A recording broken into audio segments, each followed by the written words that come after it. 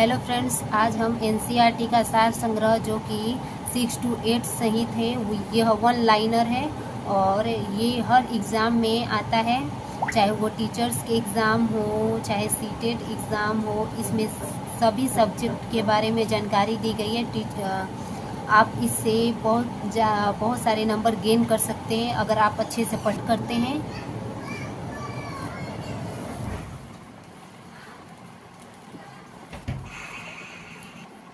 हम लोग half page किए थे और हाफ करना था। चलिए दोस्तों, स्टार्ट कर रहे हैं। पहला पॉइंट क्या कह रहा है? 26 नवंबर 1949 को भारतीय संविधान किसके द्वारा अधिनियमित किया गया था? संविधान सभा द्वारा। 26 नवंबर 1949 को भारतीय संविधान किसके द्वारा अधिनियमित किया गया था? तो संविधान सभा द्वारा। जन गण मन को भारत के राष्ट्रगान के रूप में कब अपनाया गया था? 24 जनवरी 1950 को। जन गण मन को भारत के राष्ट्रगान के रूप में कब अपनाया गया था? तो 24 जनवरी 1950 को। 24 जनवरी 1950 को अपनाया गया था। भारत सरकार द्वारा अशोक स्तंभ को राष्ट्रीय चिन्ह यानी नेशनल एम्ब्लेम के रूप में अंगीकृत यानी अडॉप्ट किया गया था। कब किया गया था? तो 26 जनवरी 1950 को। 26 जनवरी 1950 को अंगीकृत किया गया था। भारत सरकार द्वारा अशोक स्तंभ को राष्ट्रीय चिन्ह यानी नेशनल एम्ब्लेम के रूप में अंगीकृत किया गया था 26 जनवरी 1950 को। इस बॉक्स को लास्ट में करेंगे दोस्तों। चलिए अगला पॉइंट देखते हैं। संविधान सभा की झंडा समिति के अध्यक्ष कौन थे? संविधान सभा की झंडा समिति के अध्यक्ष कौन थे? तो डॉक्टर राजेंद्र प्रसाद। संविधान सभा की झंडा समिति के अध्यक्ष थे डॉक्टर राजेंद्र प्रसाद। अगला पॉइंट कह रहा है संविधान सभा के कार्यों से संबंधित समिति के अध्यक्ष कौन थे? संविधान सभा के कार्यों से संबंधित समिति के अध्यक्ष कौन थे? तो इसका सही आंसर है जी.वी. मावलंकर। संविधान सभा के कार्यों से संबंधित समिति के अध्यक्ष कौन थे? तो जी.वी. मावलंकर थे। अगला पॉइंट कर रहा है संविधान सभा ने डॉक्टर बी.आर. अम्बेडकर की अध्यक्षता में प्रारूप समिति का गठन कब किया गया था?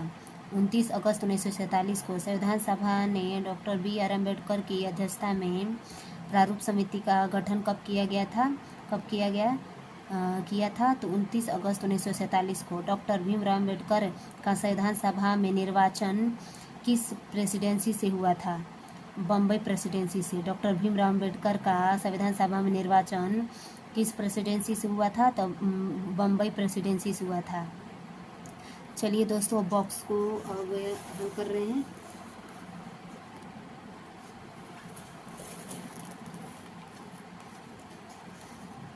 संविधान सभा की सलाहकार समिति के अध्यक्ष सरदार वल्लभ भाई पटेल थे। संविधान सभा की सलाहकार समिति के अध्यक्ष सरदार वल्लभ भाई पटेल थे। प्रमुख समितियां एवं उनके अध्यक्ष। पहला है संघ शक्ति समिति। प्रमुख समितियां एवं उनके अध्यक्ष।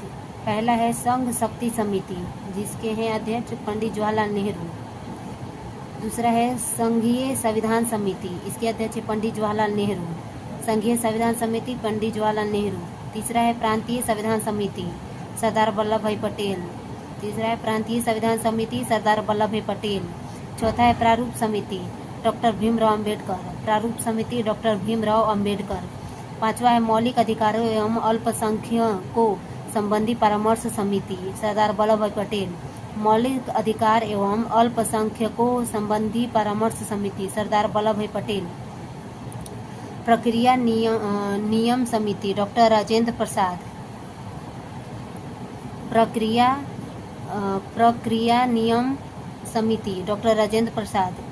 सातवां राज्यों के लिए समिति, पंडित जवाहरलाल नेहरू। राज्यों के लिए समिति, पंडित जवाहरलाल नेहरू। आठवां संचालन समिति, डॉक्टर राजेंद्र प्रसाद। संचालन समिति, डॉक्टर राजेंद्र प्रसाद। उसके बाद है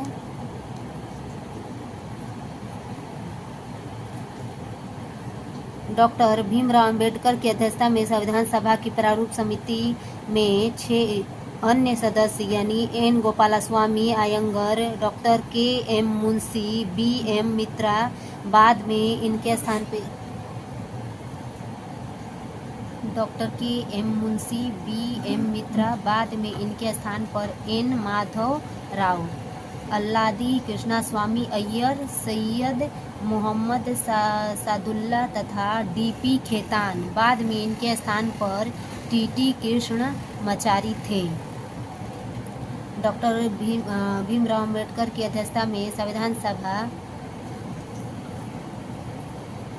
डॉक्टर भीमराव अंबेडकर की अध्यक्षता में संविधान सभा की प्रारूप समिति में 6 अन्य सदस्य एन गोपालास्वामी अयंगर, डॉक्टर के एम मुंशी, बी एम मित्रा बाद में इनके स्थान पर एन माधव राव और अल्लादी कृष्णास्वामी अय्यर, सैयद मोहम्मद सादुल्ला तथा डीपी खेतान बाद में इनके स्थान पर टीटी कृष्णा मचारी थे।